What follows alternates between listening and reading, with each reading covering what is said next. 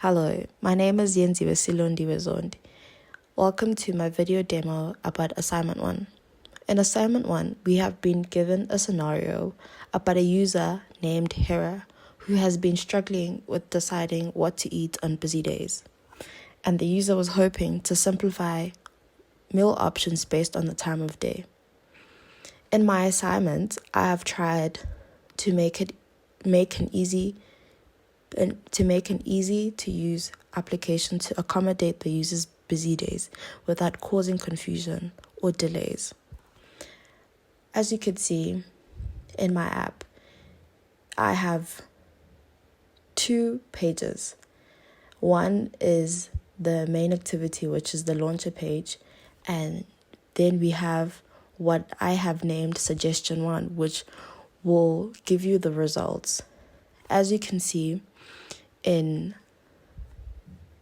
the main activity page, we have 2 text views. One is for the title and one is to give Hera a greeting bar. And then we have an edit text where it allows the user to input the time of day. And we have 2 buttons. One is to generate what the user has inputted, which is the time of day, to give you a result in the Suggestion 1 text view. And then we also have the exit button that allows the user to exit from the main activity page.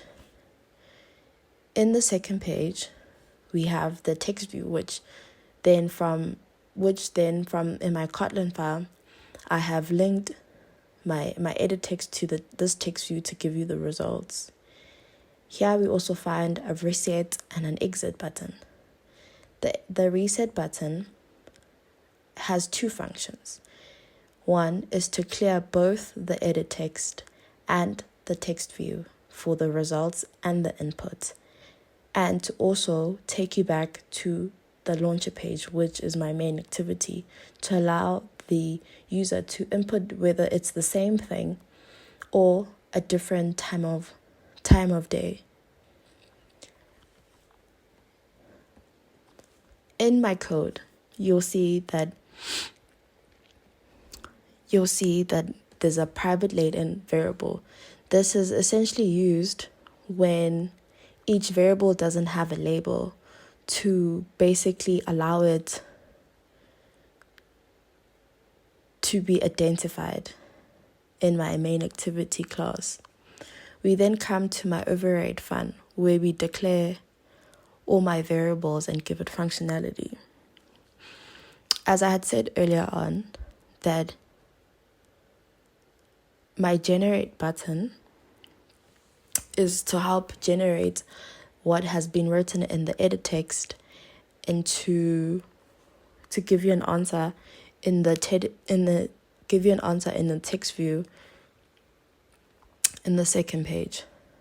Here we also find error controlling code, which in my case is an if statement that says time of day is empty and gives you a toast when the user has not inputted, and also restricts the user from going from the main activity page into Suggestion 1 activity page, and gives them a toast that says enter input please. We then also see here that the close button has code to close and kill process to allow the user to close the app and have no activity running in the background. We then look at here. I used MapOf to store my data, which would then help generate from the edit text to the text view, which the first part would be breakfast, mid-morning snack, lunch, midday snack, dinner, after dinner snack, which would be inputs that you would input in the edit text, which will give you the 2, which is the eggs, bacon and toast, fruits, salad, chicken wrap with fried chips, and a packet of Simba chips alongside nuts, and steak with mashed potatoes and ice cream. depending on the time of day that was inputted in the input edit text. We then also see a return statement, which essentially just allows the user to see a full message as to what is being displayed in the text view that we will find in the suggestion one, which we have discussed earlier on. In my KT folder isn't much there, but as you can see as well that my exit button has a different code to the one found in the main activity. This is essentially just to show that there's more than one code to close the app. And as you can see as well that I've created a toast in the reset button just to show and to also prompt the user that it's been cleared and has returned to the main page, and they can essentially continue to write anything. And the last bit of my code is